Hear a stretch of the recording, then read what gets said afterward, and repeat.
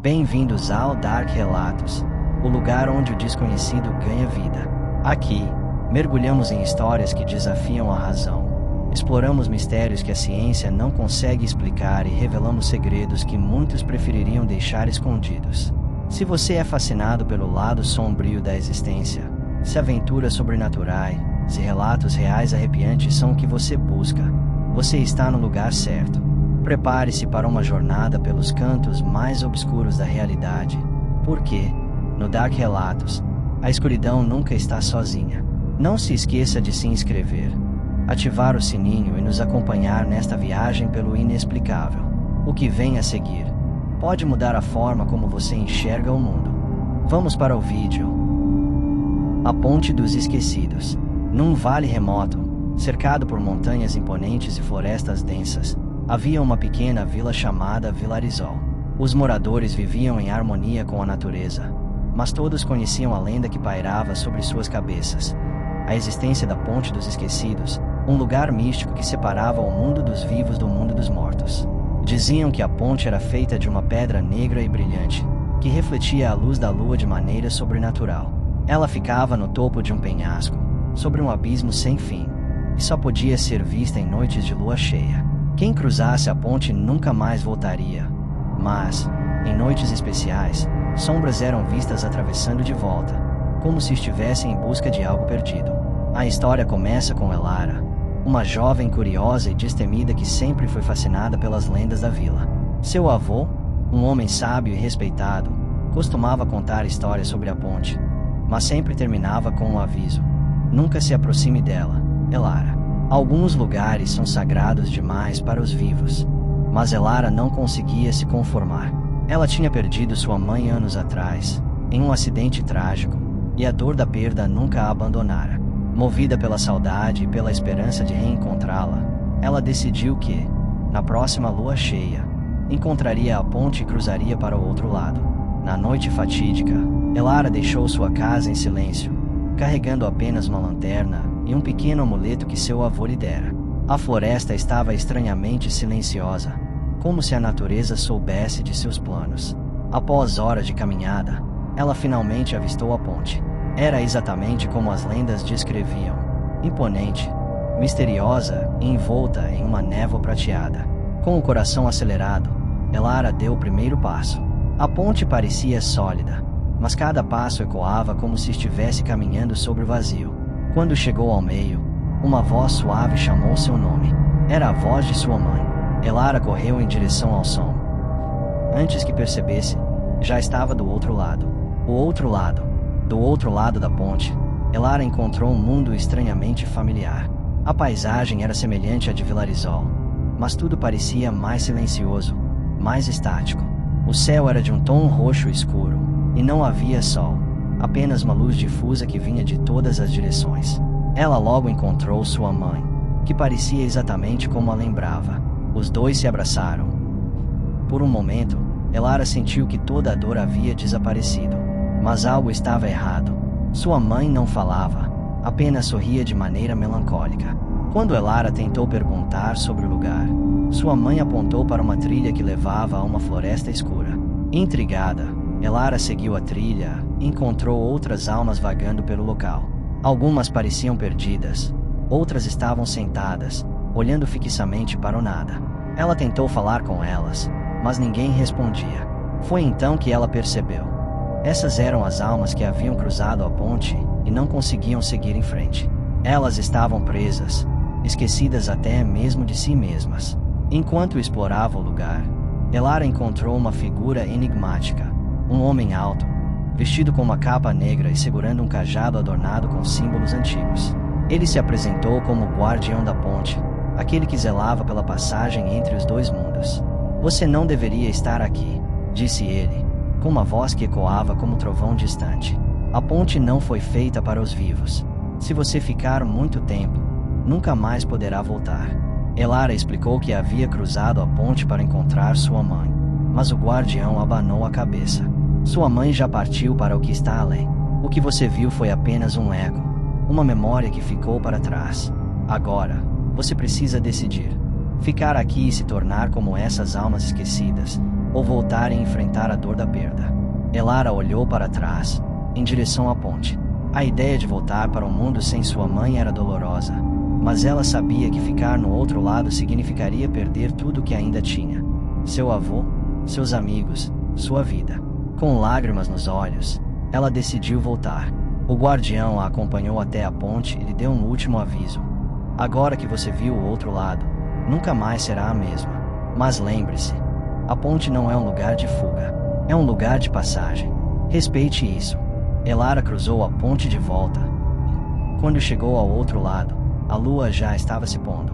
Ela voltou para a vila, mas algo em seu olhar havia mudado. Ela carregava consigo o peso do que havia visto, mas também uma nova compreensão sobre a vida e a morte.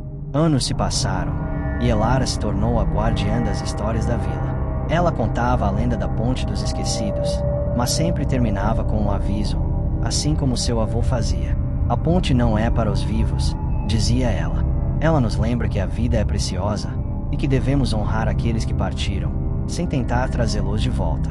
E, em noites de lua cheia, quando a névoa prateada envolvia o vale, os moradores de Vilarisol diziam que podiam ver Elara olhando para o horizonte, como se estivesse esperando por algo ou alguém.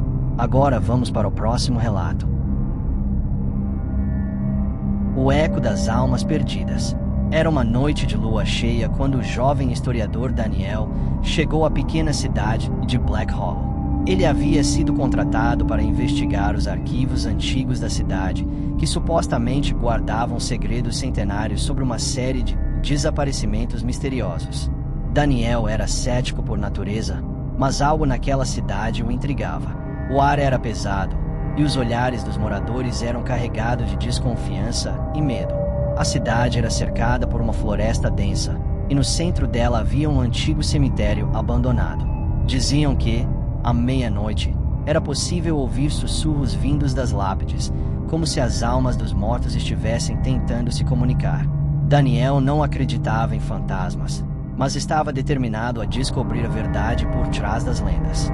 Ele se hospedou na única pousada da cidade, administrada por uma senhora idosa chamada Margaret. Ela era simpática, mas havia algo em seus olhos que fazia Daniel se sentir desconfortável. Quando ele mencionou o cemitério, Margaret ficou pálida e mudou rapidamente de assunto. É melhor você não se meter com essas coisas, jovem, ela disse, evitando seu olhar. Alguns segredos são melhor deixados no passado. Mas Daniel não estava disposto a desistir. Naquela noite, ele pegou sua lanterna e partiu em direção ao cemitério. A floresta era silenciosa, exceto pelo som de seus passos na folhagem seca. Quando ele chegou ao portão enferrujado do cemitério, uma névoa espessa começou a se formar, envolvendo tudo em um véu branco e fantasmagórico. Ele entrou no cemitério, iluminando as lápides com sua lanterna. Os nomes estavam desbotados pelo tempo, mas ele conseguiu decifrar alguns. Eleanor Blackwood, de 1823 a 1845. Thomas Blackwood, de 1810 a 1845. Todos pareciam pertencer à mesma família, e todos haviam morrido no mesmo ano. De repente, ele ouviu um sussurro. Era baixo, quase imperceptível, mas estava lá. Ele se virou, apontando a lanterna na direção do som, mas não viu nada. Então, outro sussurro, desta vez mais claro. Você não deveria ter vindo. Daniel sentiu um frio percorrer sua espinha. Ele tentou se convencer de que era apenas o vento, mas os sussurros continuaram, cada vez mais altos, mais insistentes. Deixe-nos em paz. Você vai morrer aqui. Ninguém escapa. Ele começou a recuar, mas tropeçou em uma lápide caída. Ao olhar para baixo, viu que estava gravado: Daniel Carter, de 1990 a 2023. Ele congelou.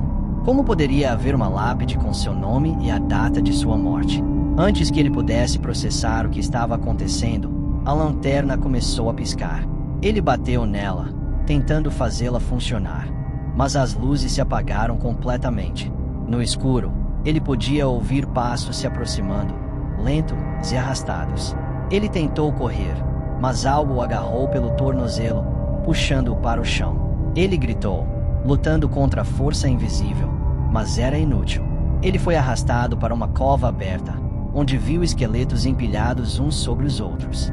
Eles começaram a se mover, juntando-se como quebra-cabeças macabros, formando figuras humanoides que se levantavam e o cercavam.